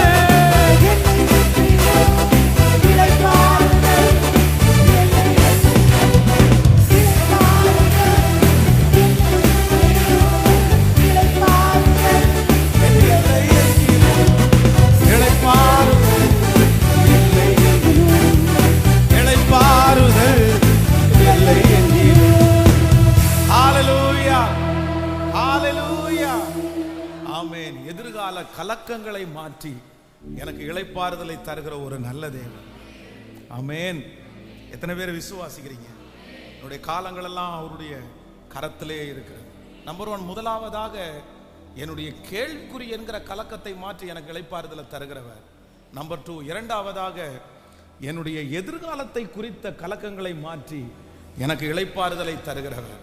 நம்பர் 3, மூன்றாவதாக ஒரு காரியத்தை கூட சொல்லி நான் உங்களுக்காக ஜெபிக்கிறேன். ஆதியாகமம் 33ஆம் அதிகாரம் 1வது வசனத்தை வாசிக்க போகிறோம். ஆதியாகமம் 33:1. யாக்கோபு தன் கண்களை ஏறெடுத்து, இதோ ஏசாவு அவனோடு கூட 400 மனிதரும் வருகிறதை கண்டு பிள்ளையை லேயாளிடத்திலும் ராகேலிடத்திலும் 2 பணிவிடைக்காரிடத்திலும் வெவ்வேறாக பிரித்து வைத்து, பணிவிடைக்காரியையும் அவர்கள் பிள்ளைகளையும் முதலிலையும், லேயாளையும் அவள் பிள்ளைகளையும் இடையிலையும், ராகேலையும் யோசேப்பையும் கடையிலையும் நிறுத்தி, நான் அவர்களுக்கு முன்பாக நடந்து போய் 7 விசை தரை மட்டும் குனிந்து வணங்கி தன் சகோதரனை கிட்டி சேர்ந்தான்.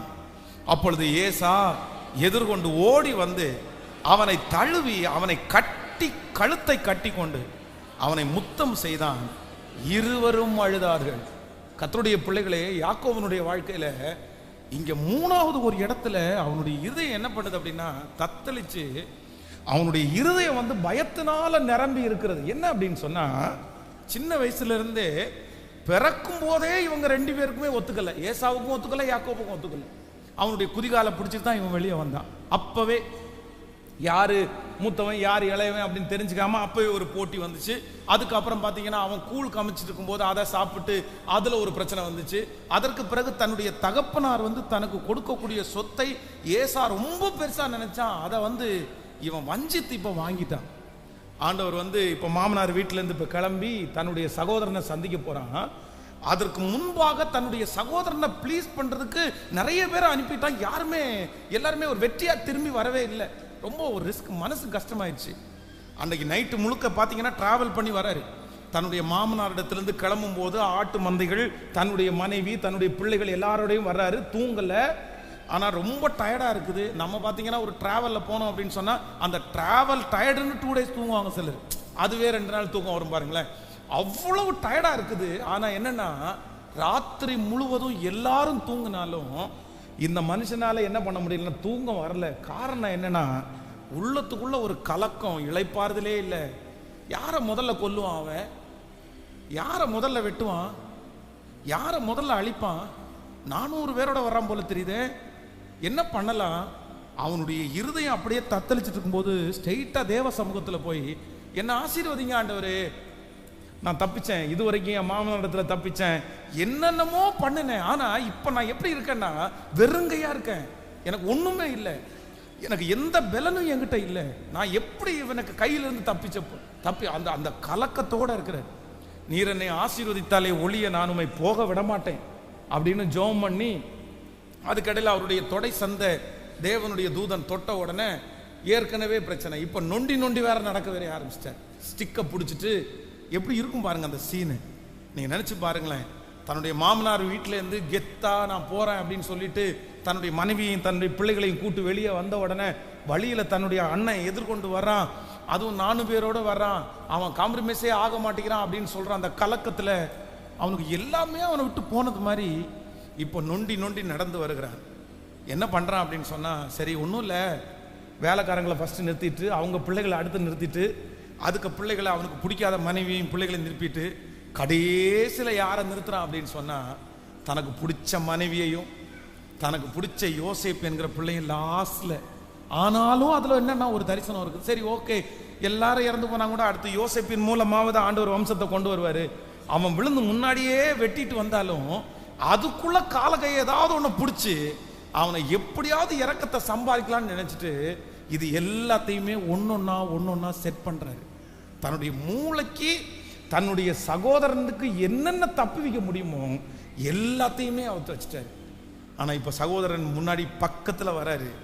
வேதம் சொல்லுது 7 டைம்ஸ் தரையிலே விழுந்து. எவ்வளவு பெரிய விஷயம் பாருங்க. எந்த அளவுக்கு அவனுடைய இருதயம் கலங்கி போயிருக்கும். தன்னுடைய சொந்த சகோதரனை பார்த்து இப்படி பண்றானா.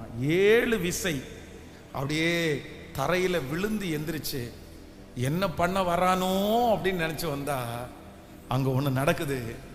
ஏசா தூரத்துல இருந்து ஓடி வந்து தன்னுடைய சொந்த தம்பியினுடைய கழுத்தை அப்படியே இருக்க கட்டி பிடிச்சு முத்தம் செய்து, வேதம் சொல்லுகிறது 2 பேரும் வெகு நேரம் அழுதார்கள். ஹல்லேலூயா. அவனுடைய இருதயத்தில் இருந்த அந்த கொந்தளிப்பு, அவனுடைய இருதயத்தில் இருந்த அந்த பயம், அவனுடைய இருதயத்தில் இருந்த அந்த இளைப்பாறுதலே இல்லாத இருதயத்தில் நான் என்ன நினைக்கிறேன்னா, அந்த ஏசா வந்து கழுத்தில் கட்டி பிடிச்சி ஒரு முத்தம் கொடுக்கும்போது இந்த பிள்ளைங்க எல்லாம் நாயை கண்டு பயப்பட்டு இல்லை மனுஷனை கண்டு யாராவது பயப்பட்டு இங்கே வா அப்படின்னு சொல்லிட்டு ஓடி நம்மளை கட்டி பிடிச்ச உடனே ஒரு மூச்சு வாங்கும் பாருங்களேன். அந்த பெருமூச்சு விட்டு அப்படின்னு சொல்லுவோம் பாருங்களேன். உண்மையிலே யோசேப்புக்கு அந்த நேரத்தில் எப்படிதான் இருந்திருக்கும் அப்படின்னு சொன்னா, நன்றியப்பா நன்றியப்பா, என் சகோதரனால நான் அழிஞ்சிருவேன்னு நினைச்சேன். என் சகோதரன் பலசாலி, அவன் பலத்துக்கு முன்னாடி என்னால் நிற்கவே முடியாது. அவன் வேட்டையாடுறவன், அவன் கை இரும்பு மாதிரி இருக்கும், அவன் கையில எப்பவுமே அவன் வந்து ஆயுதத்தை பிடிச்சிருப்பான். அவனை நான் எப்படி, நான் ரொம்ப ஒரு வித்தியாசமா வாழ்ந்தவன், என்னால முடியல. ஆனா ஆண்டவர் என்ன பண்ணார் அப்படின்னு சொன்னா, அவனுடைய எல்லா கலக்கத்தையும் கர்த்தர் மாற்றி, அவனுடைய எல்லா பயத்தையும் கர்த்தர் மாற்றி, கர்த்தர் அவனை இளைப்பாற பண்ணினார். இந்த சத்தத்தை கேட்கிற யாரோ ஒருத்தர், பாஸ்டர் நீங்க சொல்ற அதே யாக்கோபு இப்ப நான் தான் பாஸ்டர், நான் அப்படியே பயந்து போய் தான் இருக்கேன். என்ன நடக்குமோ என்ன நடக்குமோ என்ன நடக்குமோ, அதை நினைச்சா எனக்கு பயமா தான் இருக்குது. எனக்கு தெரிஞ்ச எல்லாத்தையும் நான் பண்ணி பார்க்கிறேன், என்னுடைய ஞாபகத்துக்கு வர்ற எல்லாத்தையுமே நான் செஞ்சு பார்க்கிறேன். ஆனாலும் இனி இருக்கிற அந்த பின்னாடி உள்ள வாழ்க்கை, இந்த 2025 எப்படி நான் முடிப்பேன்? எப்படி யார் என் கையை பிடிப்பா? என் கூட வந்தவங்க யாருமே என் கூட இல்லை. இப்ப எல்லாருக்கும் நான் தான் தலைவன். நான் சோர்ந்து போனேன்னா எல்லாரும் சோர்ந்து போவாங்க, நான் உட்கார்ந்துட்டேன்னா எல்லாரும் உட்கார்ந்துருவாங்க, நான் அழுதேன்னா எல்லாரும் அழுதுருவாங்க. ஆனா எனக்கோ நிற்கிறதுக்கு எந்த பலனும் இல்லை, எனக்கோ நிற்கிறதுக்கு எந்த பலனும் இல்லை. எனக்கே ஆறுதல் சொல்றதுக்கு யாராவது ஒருத்தர் வேணும். ஆனா நான் போய் எப்படி ஆறுதல் சொல்லுவேன்னு எனக்கு தெரியல. எல்லாரும் என்ன நம்புறாங்க, அத்தனை பேரும் நிம்மதியா படுத்து தூங்குனாங்க. காரணம் என்னன்னா, நான் இருக்கிறேன்ற அந்த தைரியத்துல அவங்க படுத்து தூங்குனாங்க. ஆனா ஆண்டவர் மட்டும் உங்க கையை பிடிச்சு, நீ ஏன் சோர்ந்து போற, நீ ஏன் சோர்ந்து போற? உனக்கு விரோதமாய் உருவாக்கப்படும் எந்த ஆயுதம் வாய்க்காமல் போகும் என்று உனக்கு தெரியாதா? நான் உன்னோடு கூட இருக்கிற வரைக்கும் என் அனுமதி இல்லாமல் ஒரு தலைமயிராகிலும் கீழே விழாது என்று உனக்கு தெரியாதா? உனக்கு விரோதமாய் ஒரு யுத்தம் எழும்பினாலும் நீ பயப்பட வேண்டிய அவசியம் இல்லை. யுத்தத்தை தடுத்து ஓய பண்ணுகிற கர்த்தர், ஈட்டியை முறிக்கிற கர்த்தர். கைகளை உயர்த்தி நன்றி ஆண்டவரே முழு பலத்தோட சொல்லு. கர்த்தர் ஒரு இளைப்பாறுதலை தர, ஆண்டவர் ஒரு இளைப்பாறுதலை தராரு. நீ பயந்து கொண்டிருக்கிற அந்த காரியம் மாறுதலாய் முடியும். நீங்கள் பயந்து கொண்டிருக்கிற அந்த காரியம் மாறுதலாய் முடியும். நீ பயப்படுகிறது போல ஒன்றும் அங்கே நடப்பது இல்லை, நீங்கள் அஞ்சுவதை போல ஒன்றும் நடப்பது இல்லை. கர்த்தர் உங்களுக்கு முன்னே போய் காரியங்களை, கர்த்தர் உனக்கு முன்பாக போய் கர்த்தர் அந்த காரியத்தை சாதகமாய் திரும்ப பண்ணுவேன் என்று கர்த்தர் வாக்கு கொடுக்கிறார். நம்புறவங்க சத்தத்தை உயர்த்தி ஆமேன் ஆமேன் என்று முழு பலத்தோடு கூட ஸ்தோத்திரம் ஸ்தோத்திரம் ஸ்தோத்திரம் ஸ்தோத்திரம் ஸ்தோத்திரம்.